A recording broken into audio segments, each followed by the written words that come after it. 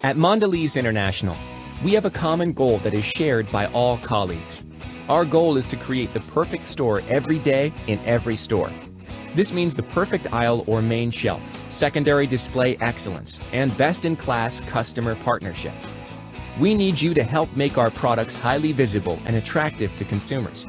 That's what merchandising excellence is all about. Whenever you see this GPS phone, that'll be your cue to click or tap next to keep moving. Ready? Let's go.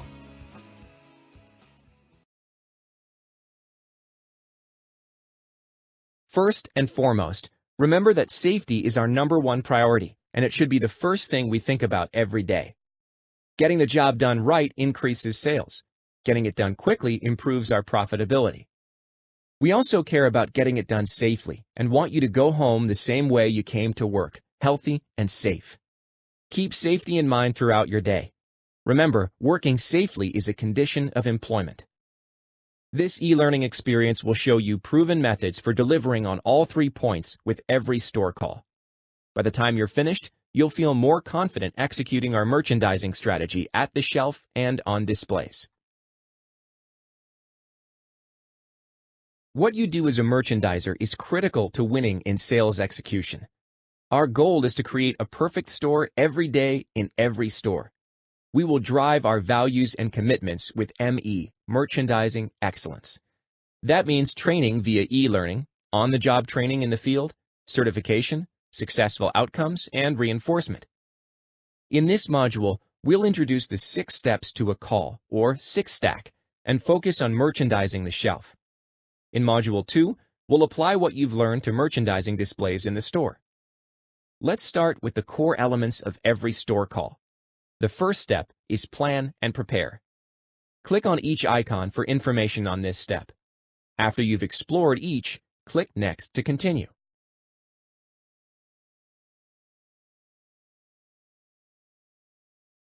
Professionalism is a must. Focus on personal safety. Nothing we do is worth getting hurt. Take a minute to do some basic stretches to warm up your muscles. Your kneeling pad, safety blade, gloves, and 2-step ladder are required equipment. Make sure you have them before you begin store activities. Review your daily plan and any special instructions from your sales representative or manager. Great communication enables great execution of the plans. Make sure your GPS phone is charged. Remember, using your phone consistently is a condition of employment. Confirm that you're in the right place at the right time when you begin the store call. Because your phone is your time card, you must complete the arrival and departure processes at every store. When you take a lunch break, log out first, then log back in when you return to work. Any admin time should be reported in a single entry once a day. When you've finished working, it's good practice to turn the phone off to ensure your day is completed properly. Take a quick look at the store's weekly circular. Are the products we're promoting listed with correct prices? If you notice any mistakes, you'll want to work with store personnel to correct the shelf and display prices.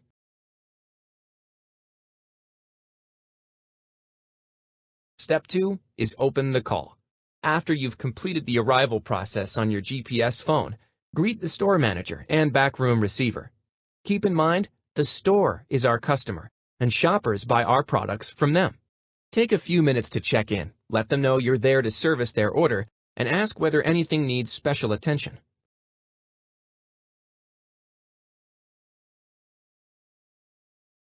Step 3 is determine customer needs.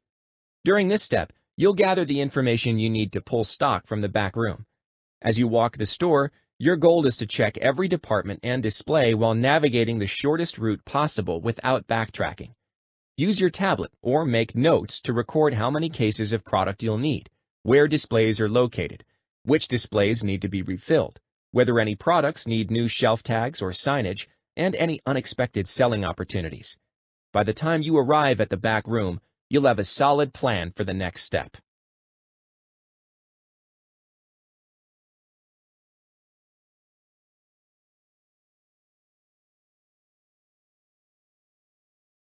Step 4 is recommend solutions. Review your notes and recommend appropriate solutions to store personnel. Recommendations might include suggestions for better display locations, tags or signage that need to be replaced, or unexpected selling opportunities. Make sure you handle any objections appropriately and professionally. Be sure to gain store personnel's commitment before you proceed with any recommendations that have been agreed upon. Step 5 is execute and close the call. This includes the whole merchandising process, everything from pulling stock and filling shelves to cleaning up and managing leftover inventory, all of which we'll cover in more detail in just a minute. When you've finished merchandising, check out with store personnel. Briefly recap what you accomplished, confirm the next service date, and find out whether we can add or improve displays.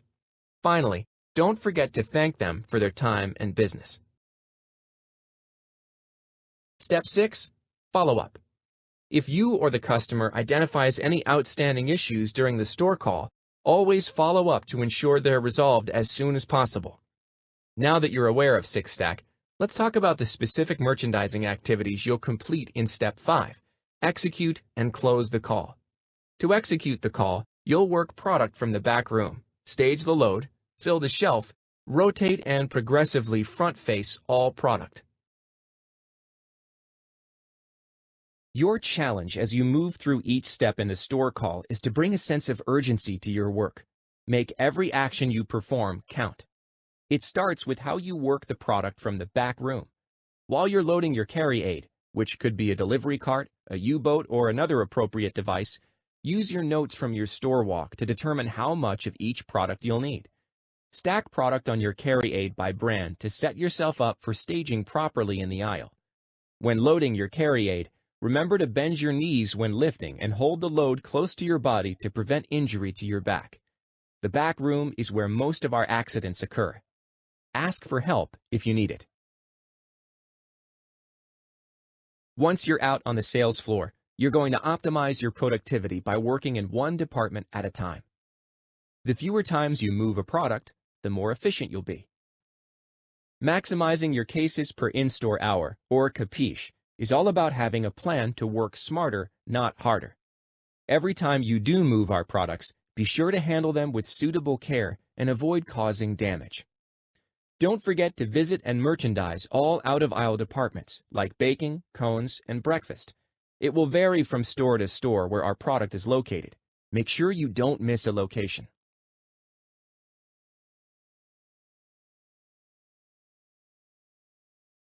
Getting the most work done in the least amount of time safely is a matter of strategy. Focus on one small designated work area, or DWA, that's about 8 to 10 horizontal feet. This will help you to stay organized and eliminate excessive walking back and forth. Park your carry aid on the side of the aisle where you're working. Instead of pulling product directly from the cart to stock the shelf, build a platform by brand on the floor first. We call this process staging the load. Above all, when staging the load, make sure to adhere to your customer's specific policies. Click on each icon for information on staging the load. After you've reviewed all three, click Next to continue.